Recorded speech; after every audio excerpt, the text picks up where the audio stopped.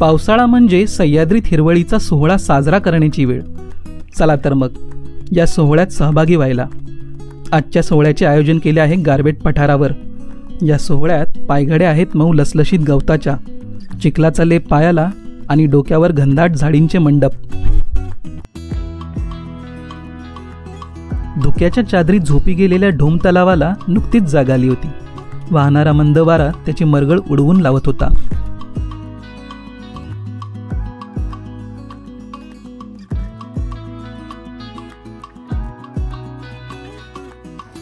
पहाटे पडून गेलेल्या पावसांच्या सरीने सारी सृष्टी अभ्यंग स्नान केल्याप्रमाणे टवटवीत भासत होती. मृगाचं आभाळ पावसाळी ढगांनी गच्च भरलं होतं. सह्याद्रीची शिखरं त्यात झाकली गेली होती.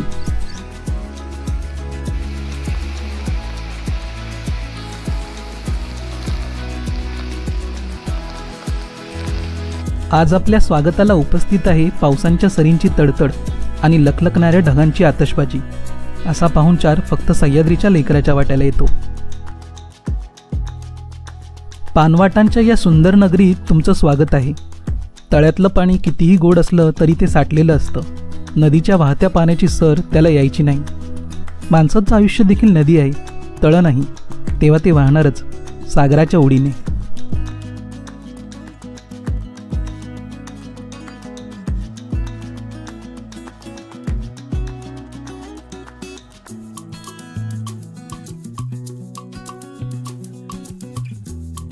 कधीकधी शरीराच्या थकव्यापेक्षा मनाला वाटणारे कुतूहल अधिक प्रभावी असते, जे आपल्याला चालत राहायला भाग पाडते.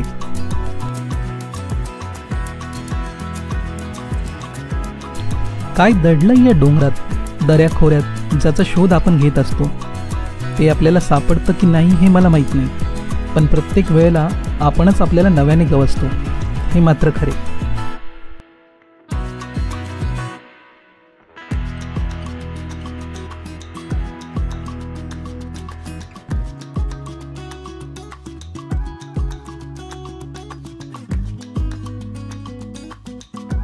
आता आपण पोचलोय सागाचीवाडी या गावात. हे सुंदर टुमदार गाव जणू डोंगराच्या अंगा खांद्यावर खेळते आहे असा भास होतो.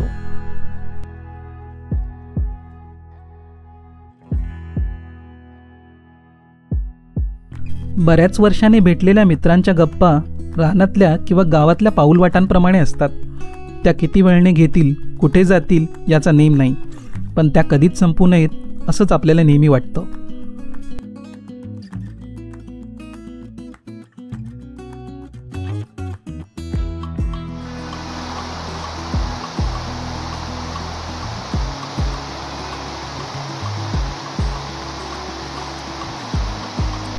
प्रेम हे झाडांच्या सावलीसारखं आहे. उन्हातून चालणाऱ्या प्रवाशाला झाडांची सावली मिळाली तर हवीच असते, पण रस्त्याच्या कडेला झाडे नाहीत म्हणून कोणी आपला प्रवास सोडत नाही. डोक्यावरील टोपीने सुद्धा उन्हाचा त्रास कमी होतो, तेव्हा झाडांच्या सावलीचा अट्टहास कशाला.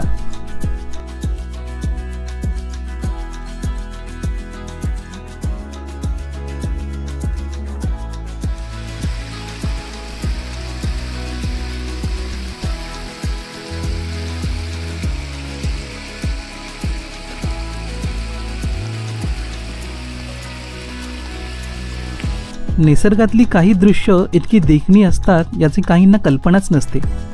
समोर पसरलेल्या धुक्याच्या सागरावर आपली दृष्टी एखाद्या नौकेप्रमाणे तरंगते, पण किनाऱ्याची ओढ तिला सतावत नाही.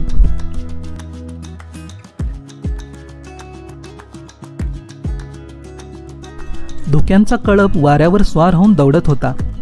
गारबेट पठार एखाद्या गतिरोधकाप्रमाणे त्याला अडथळा घालून परतवून लावत होता.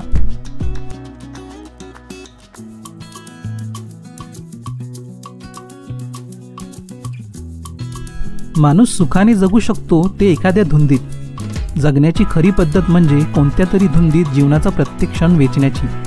मग ती धुंदी संगीताची असो, साहित्याची असो, नाहीतर भटकण्याची.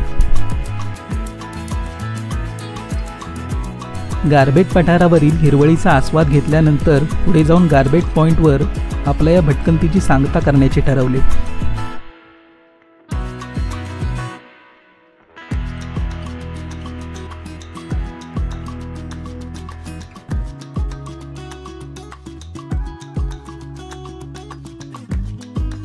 भोवताली धुक्याचा समुद्र पसरलेला.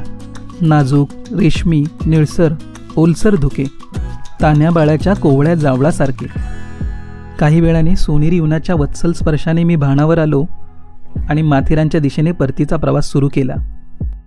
अशी सुंदर मराठी प्रवास वर्णनं अनुभवण्यासाठी चॅनलला लाईक, शेअर आणि सबस्क्राईब करायला विसरू नका. पुन्हा नक्कीच भेटू.